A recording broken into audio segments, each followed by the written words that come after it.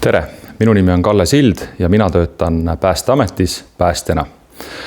Minu igapäevatööks on inimeste aitamine, kui nad on sattunud mingisugustesse õnnetustesse, näiteks tulekahju või liiklusavarii. Köögis võib tulekahju alguse saada ka toidu valmistamisest.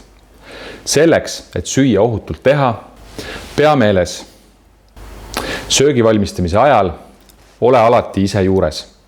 Ära tegele muude asjadega, nagu telefonis surfamise või teleka vaatamisega. Kui valmistad mõnda pikka aega valmivat rooga, kasuta taimerit, et toidu tegemine meeles püsiks. Kui valmistad praekartuleid või pelmeene ja pannil sütib põlema rasv, ära satu paanikasse, vaid aseta gaas pannile peale. Kindlasti keera maha ka kuumus. Kindlasti ära kustuta põlevat rasva veega. Veega kustutades paiskub tuli kõikjale.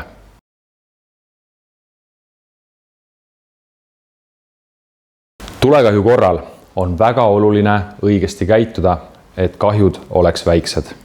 Pea meeles.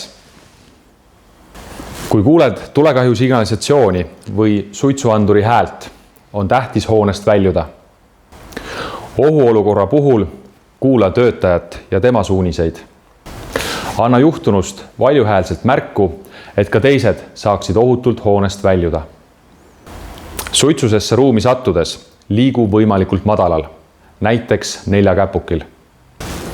Kui oled hoonest väljunud, mine päästjatele vastu ja anna neile juhtunust vajalikku infot. Ohutud väljumisteed aitavad leida suunavad viidad.